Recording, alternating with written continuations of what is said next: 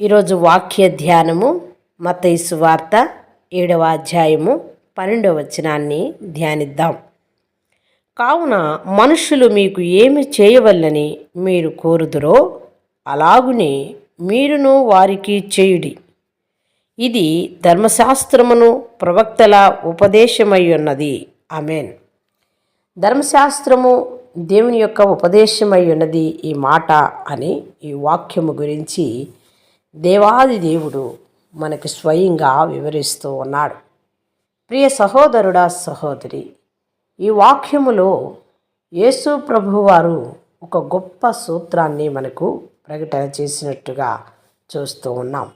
మనమందరము ఇతరులు మనకు గౌరవంగా మాట్లాడాలని కోరుకుంటాం.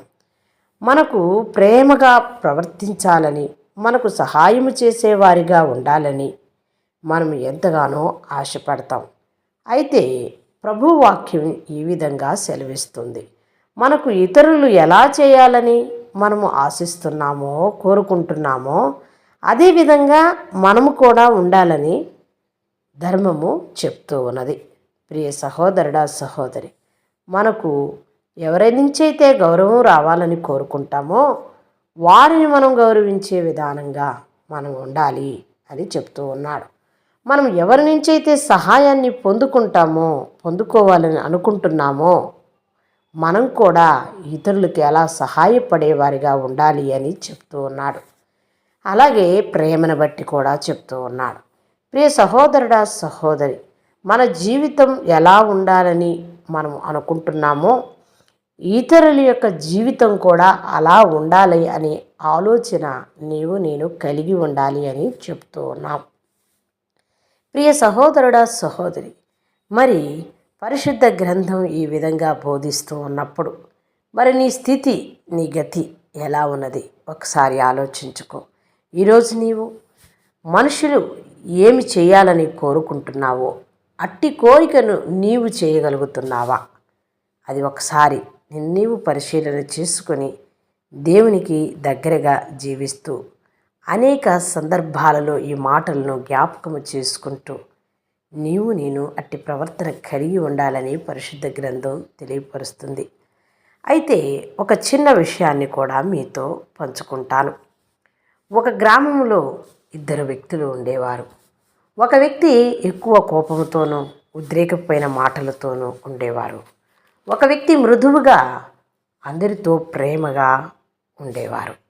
అలాంటి సందర్భంలో మరి ఆ కోపముగా, క్రోధముగా ఉండే వ్యక్తికి ఎక్కువ గౌరవము, మర్యాద దక్కేవి కాదు.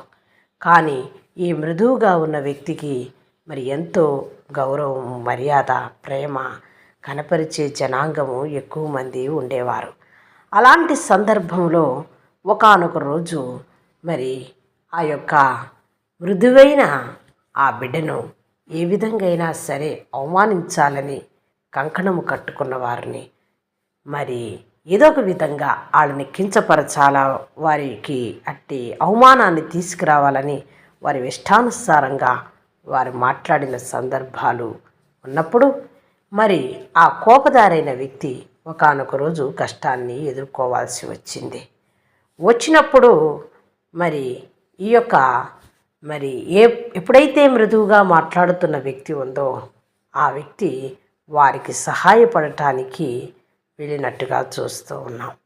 ప్రియ సహోదరుడా, సహోదరి, ఆ యొక్క మృదువైనగా మాట్లాడుతున్న వ్యక్తి ఆమెకు సహాయపడుతున్న విధానము చూచినప్పుడు ఆమె హృదయము చెలించుకుపోయింది. నేను ఈమెని అవమానపరచాలనుకున్నాను, నేను వీరిని పడగొట్టాలనుకున్నాను, వీరికి 10 మందిలో గౌరవము లేకోకుండా చేయాలనుకున్నాను, వీరిని ఎవరు ప్రేమించకూడదు అని నేను ఆలోచన చేశాను. కానీ అట్టి ఆలోచన పనికి మాలినది. అలాంటి ఆలోచన నేను చేయకూడదు. ఎందుకంటే వీరు నిజముగా మృదువైన వారు, వీరు నిజముగా దేవుని ప్రేమను కలిగిన వారు అని తెలుసుకొని ఆ దినము నుంచి తన ప్రవర్తనను మార్చుకున్నట్టుగా చూస్తూ ఉన్నాం. ప్రియ సహోదరుడా, సహోదరి, మనం గౌరవం కోరుకుంటే ఇతరులను గౌరవించేవారిగా ఉండాలి. మనం ప్రేమను కోరుకుంటే ఇతరులను ప్రేమించేవారిగా ఉండాలి.